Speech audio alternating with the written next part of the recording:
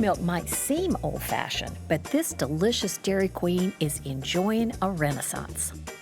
Using buttermilk in recipes works all sorts of culinary magic. How about a seared buttermilk-brined skirt steak, served alongside a crisp wedge salad in a creamy buttermilk dressing? And let's not forget the sweet side of things. Buttermilk plays a delicious role in desserts, including my chocolate buttermilk pudding topped with a dollop of buttermilk whipped cream. And we are all about the cows. We head to the dairy with farmer Randy Lewis, who shows us how he makes his amazing fresh buttermilk.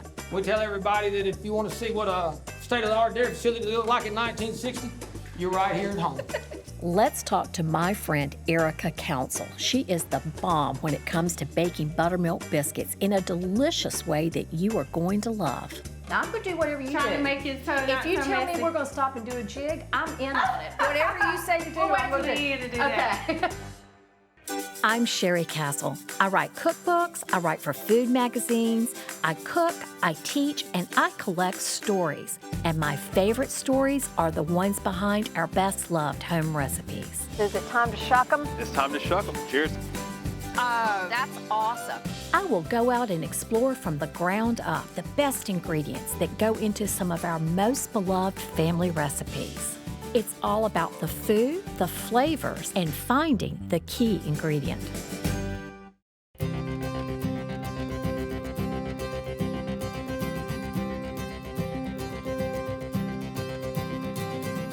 Buttermilk is a beautifully fermented marvel. Back in the day, it was what was left behind after churning butter out of cultured cream. Now it's made with cultures and, of course, fresh milk. There's a man who loves to talk about this process and his cows and how they make some of the tastiest buttermilk around. Farmer Randy Lewis of Ranloo Dairy. Hello there. It is such a pleasure to finally meet you, Sheri Castle. I'm Randy Lewis. It's nice to have you here and appreciate you coming. I'm glad to be here. So tell me, where are we? Well, you're in downtown Eli Whitney, North Carolina right now. Eli Whitney, North Carolina. And this is your family farm? This is a family farm, yes, ma'am. I'm about fifth generation that's been here, I think. For sure, anyway. And I see cows, so I'm assuming that this is part of your dairy, but y'all raise other things too? No, not right now. Just all dairy cows. All dairy cows. I don't know much about cows, but I know these aren't. Tell me who these fine... Well, these are my two sidekicks. This is Lovely and Boudreaux. They're my favorite buddies at the current time. You can find me. If you find them, they're usually about 3 feet away. So now, from what I'm hearing, one of the things that makes this dairy special is you actually bottle your milk products here on the property. Have I got that right? Yes, ma'am, we do. We do. So let's talk about buttermilk. I think a lot of people don't really understand what buttermilk is. So how do you describe it to somebody? It is no longer the byproduct of making butter. When we first started, we investigated making butter and selling it, and the inspectors told us that we couldn't do that. The way we could do it, you'd have to call it a cultured butter byproduct drink or something like that. So buttermilk, as we know it today, is not the byproduct of making butter. We use whole milk, we pasteurize it, and then we put a culture in it to, I guess, to get the desired result. You want a consistent product all the time. And I think that's something else a lot of people don't understand is there's some really good for you, delicious, healthful, good for you bacteria, and that's what you do want growing in your buttermilk. That's correct. It's also, and I can say that as a cook, that's what makes it act different from other kinds of dairy products in a recipe. It's those magic cultures. They are just culinary geniuses. Every single one of them is. Well, we didn't know it either. I mean, we had to do some research about that because we were, we had orders for buttermilk we wasn't going to be able to fill, and we were trying to figure out, well, will it work the same? Does it grow off different? I mean, we didn't know. But see, that's what you get with farmers. Farmers are always thinking. You can't outthink a farmer. Y'all are thinking all the time how to make something work. Well, we ain't got no choice. We're all poor. Too bad we were born brilliant instead of rich, right? I told a lot of people it's a shame I was born not rich and really good looking.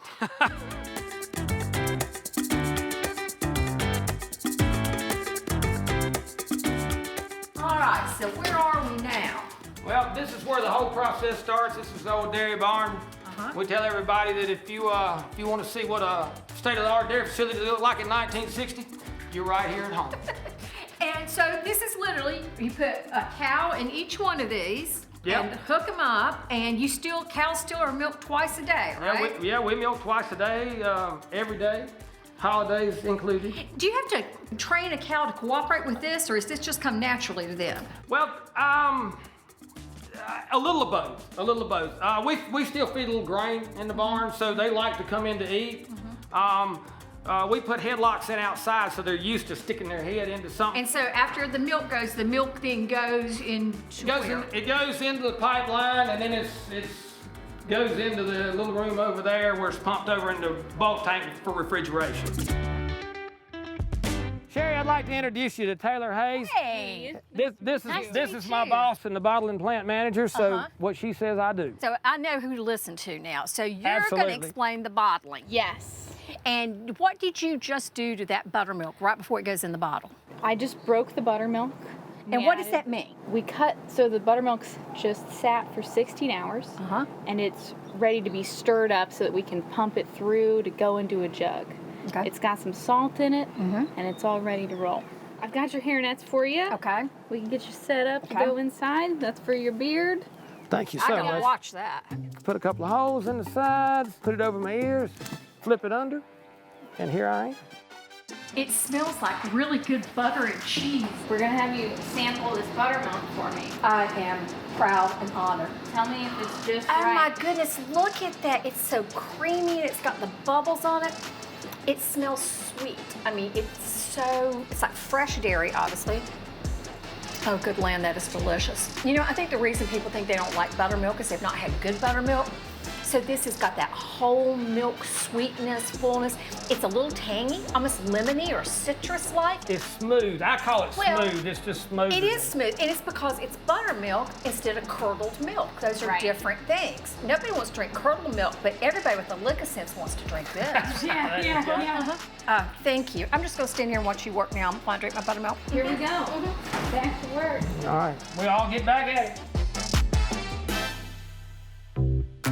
This skirt steak recipe is a fan favorite and a family favorite too. And sure, that meat is delicious, but this buttermilk brine is going to sneak in and steal the show.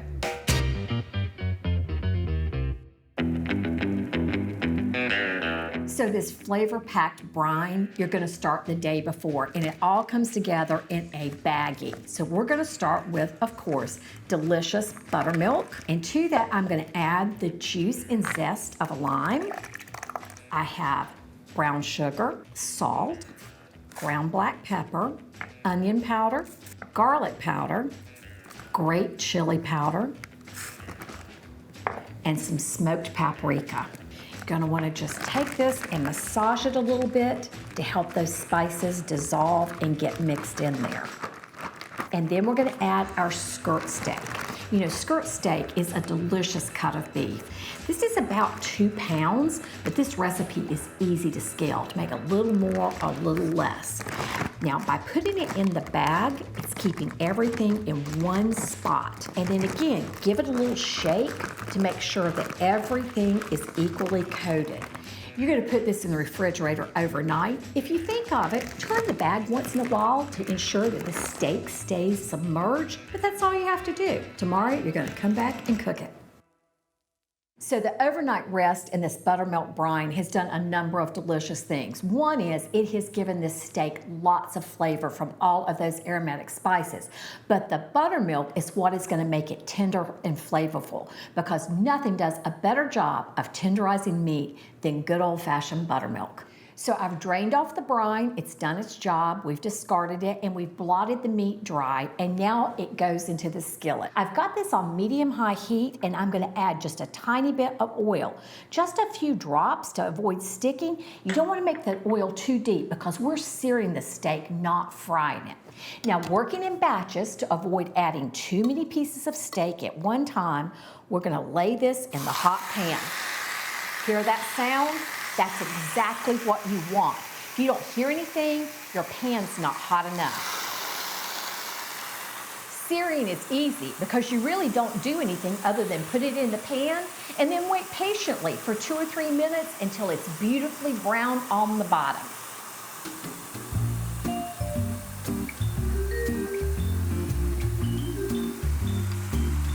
So this steak is pretty evenly seared on both sides. Every bit of the delicious brown residue that's built up while the meat was cooking is flavor-packed. You don't want to waste a drop. So I like to take my tongs and sort of mop the pan a little bit with the meat to soak up every bit of this delicious goodie. And then we're going to put it on a plate. So one of the secrets to a great steak, no matter how you cook it, is to be patient and let it rest for at least 5 minutes before you cut into it. That gives it time to cool off, slow down, take a breath, and absorb the delicious juices so that they stay in the steak instead of running out all over the plate. Nothing goes with a steak better than a good salad, and this one features a dressing made with buttermilk. And then we're gonna add a little bit of sour cream, some mayonnaise, zest and juice of a lime. You'll always want to include that delicious zest because that's where the flavor is. Then we're going to add some chopped jalapeno or serrano. If you want to make it a little zippier, you leave in the seeds. If you want to tame it down just a little bit, take those seeds out. We have some chopped scallions, good fresh garlic, salt, pepper, and then the two magic ingredients. One is honey. Now the honey is not gonna make it sweet, it's gonna balance everything and actually makes the savory ingredients taste even better. And then one of my favorite ingredients ever. This is a green hot sauce. It's milder than the red hot sauces. It's almost fruity. It's got some vinegar. It is gonna tie all of this together. And I'm gonna give it a good shake and then put in one last thing, some avocado. All I did was peel and pit an avocado and mash it up with a fork, and it goes right in the jar. And this dressing's ready to go. So we're starting with a good wedge of crisp iceberg lettuce. Sometimes you need a good wedge of lettuce that can hold up to all these delicious ingredients. And I'm gonna give it a generous drizzle of our avocado dressing. And then add some tomatoes, some beautiful sweet red bell pepper, a little bit of onion, a touch more avocado, because really, can you have too much avocado? And if you're inclined, a generous sprinkle of some crisp cooked bacon. Now, all this plate needs is one of our steaks. And if you think it needs just a tiny bit more dressing, put a little around on the sides. And there you have it. That is a great supper. And you know why? I use buttermilk. So I can't wait to taste this. I'm going in for a bite of steak, a little bit of this dressing. It's amazing what buttermilk does. The meat is tender, it's full of flavor, it's juicy, it's tangy, it is everything all in one good bite. I'm telling you, buttermilk is a steak's best friend.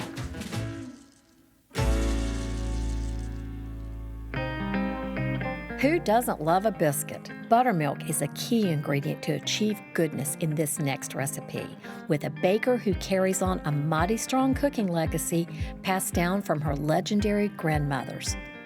My name is Sheri Castle, and I'm originally from North Carolina, but I live now in Atlanta, Georgia. I came here for work. I didn't know a lot of people, but I always cooked Sunday dinner. You know, you went to church, and then after church, you had dinner. But I always had biscuits. They were always sort of the highlight. My maternal grandmother, Geraldine or Deanie, she was very much church and civil rights. Today is the day we're all gonna break bread. You know, this is the day the Lord has made. Mildred Council, Mama Dip, was my paternal grandmother. She's my father's mother, and she owned a restaurant in Chapel Hill, North Carolina. She was a phenomenal human, not just in her community, but in her family. I mean, she sort of built the foundation for us all. There was always a basket of bread, and those are the things like I remember. It's just like every memory of sort of the African American women in my life, there's some type of bread that's attributed to them.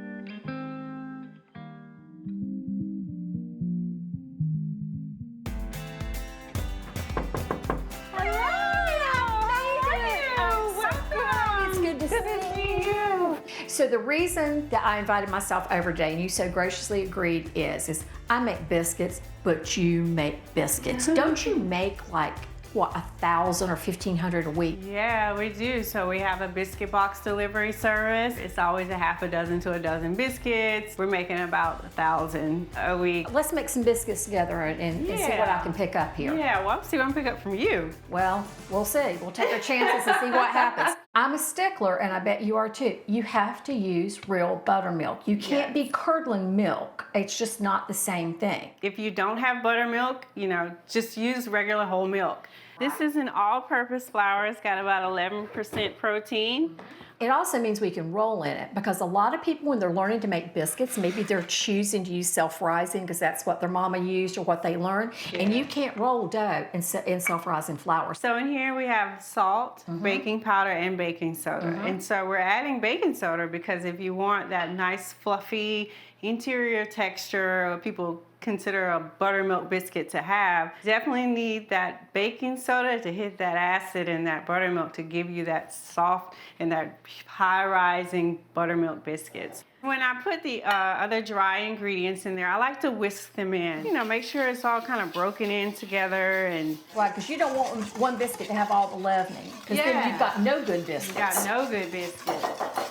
All right, so now we're gonna add in the fats. And so we've got a combination of unsalted butter here and some regular Crisco shortening. Now I'm looking, I'm just, without even asking you, Yeah, I'm here so for a lesson. We're doing the same thing. We're both rubbing. We're aren't both we? rubbing I the rub and snapping drop. motion, yeah. Exactly. A lot of times people will say till the size of peas, it's flakes. It's flakes, it is. And now we're gonna add in our buttermilk. Whatever liquid you're using, you wanna get to know that flour and say how much hydration does this take. Now, I'm gonna do whatever you Trying do. to make it so If you tell me we're gonna stop and do a jig, I'm in on it. Whatever you say to do, We'll I'm wait till gonna the end to do Okay. that. So we're pouring about half of this, as you said. And then I just sort of toss it. I use this spatula to toss it. Okay, I'm gonna put a little more drizzle in here. A little bit And more toss, in there. toss, toss. As you see, I didn't use all of the buttermilk, Right. but that's good because we're gonna use it for something else to tops. So you roll the dough onto the surface. I just kind of pat it out, so I just roll it out. And then I take the same bench and then Okay, and about into thirds, like an envelope. Yep. And then we're gonna roll it out one last time. I leave it a little thick. If you want that big thick biscuit, you gotta give Right. you gotta give some. You We're gotta not have some making thick. pie crust, we're making biscuits. Yeah. But with the buttermilk, when you get the shiny Okay. tops, and so you just sort of brush these on the top to give it that sort of shiny. I love that you brush with buttermilk because I have always used melted butter.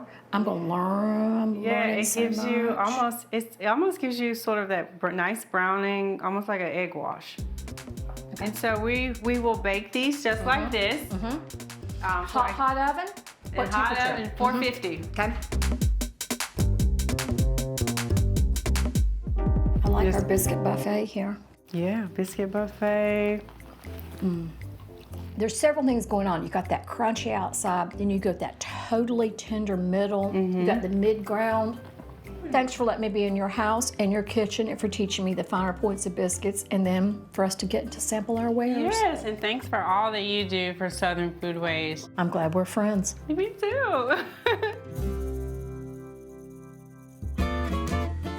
There is something special about using buttermilk in certain baked goods and dessert recipes, especially those with chocolate. Sure, there's some cooking chemistry going on with the buttermilk and the chocolate, but when it comes to flavor, the proof is in the pudding. Literally, this pudding. You have got to check out my chocolate buttermilk pudding, topped with a dollop of buttermilk whipped cream. This is a quick, simple stovetop pudding. It has just a few ingredients. We're gonna start by combining some sugar, some unsweetened cocoa powder, and a little bit of cornstarch in a saucepan. Now you'll notice that I'm sifting this. It's because cocoa powder is notorious for lumping up. This is gonna save you time in the long run. And then we're gonna whisk in our 2 forms of dairy. There's some heavy cream, and of course, there's good old buttermilk. One of the ways to make this good and smooth is to add the liquid in stages, put in a little bit of it, and then whisk until it's smooth. It'll take just a few stirs, but when you do that, the cocoa makes a paste that is, again, gonna save you time in the long run. And once that cocoa is all smooth, you can gradually whisk in the rest of your liquid ingredients. I'm going to put in a little bit of salt. I'm now going to cook this over medium-high heat and bring it to a boil. During this part, I like to switch from the whisk, which did a great job of making it smooth, and instead use a spatula that covers more of the bottom of the pan with every turn. Now, the key to any buttermilk recipe is, in fact, the buttermilk. So sometimes people will say, do I really need to buy buttermilk? Can't I just curdle some milk with a little lemon juice or vinegar? Sure, you can curdle milk, but that won't replace the magic of those enzymes that make real buttermilk the real deal. It's important to let this come to a good boil because boiling is what activates the cornstarch and thickens up the pudding. Now I'm going to take this off the heat and I'm quickly going to add a pat of butter. That butter is going to bring down the chocolate temperature and keep it from scorching. And now I'm going to add the second layer of chocolate flavor. This time I have semi-sweet chocolate. I'm going to add it in, and it'll quickly start softening in the warm pudding, and just stir until everything is melted and smooth. And now all that's left is to put it into your serving pieces. I like these little cups, but you could use a ramekin, a little jar, even a teacup if that's what you have handy. These need to get good and chilled. The pudding's a little soft now, but it will firm up and be really creamy and thick and delicious when it chills. That'll take at least 4 hours, but you're gonna get the best pudding if you let it hang out in the fridge overnight. These spent a comfortable night in the refrigerator and they have firmed up. They're glossy, they're rich, they're perfect. Now all I'm gonna do to finish these is put on a dollop of whipped cream. There's a little buttermilk in this whipped cream which gives it a tang that's gonna echo that delicious rich tang that's in the pudding as well. Now they're delightful the way they are, but if you wanna dress them up just a tiny bit more, take a little cocoa powder, put it in a sifter, and give it a little tap. Now this is a sweet reward for making this pudding. I hope you have a pudding moment. I think you're going to be stunned at what a little tangy buttermilk does to rich, delicious chocolate, and that little bit of tangy whipped cream on top, that's the ticket. It's ready. Yes, it's ready. So just let it all begin.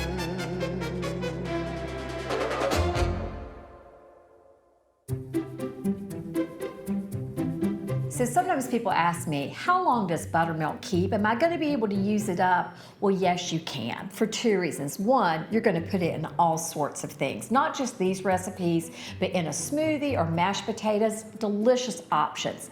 But another thing about buttermilk is keep in mind it's fermented like yogurt. It's going to keep longer than most dairy products do, but if you're certain you're not going to have time to use it up, guess what?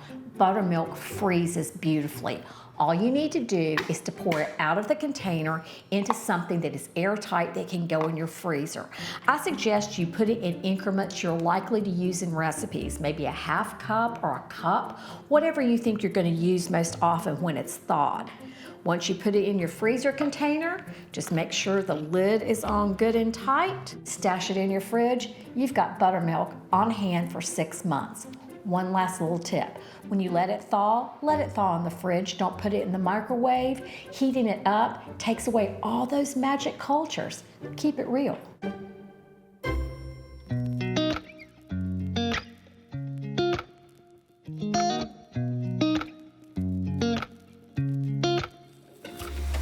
Buttermilk will always be a magical ingredient to me. The chemistry, the taste, the variety of uses will put buttermilk at the top of my list as one of my very favorite things to use in recipes. Or as I like to do, just drink it straight. I feel like I've been handed the holy grail, the chalice here. And so how many hours a day do you spend milking cows? It takes about 2 hours. We milk about 50 cows. And cows don't read a calendar, so this is 7 days a week. I mean, Yeah. Yeah, it doesn't make any difference. You and the cows have no days off. Yeah, well, even in our family, dairy is kind of a family business. So we, in the old days when there were 8 or 10 dairy farms in the family, we planned people's funerals around milking times. It was weird. It's the weirdest thing, but you know. It's not funny, but that's really fun.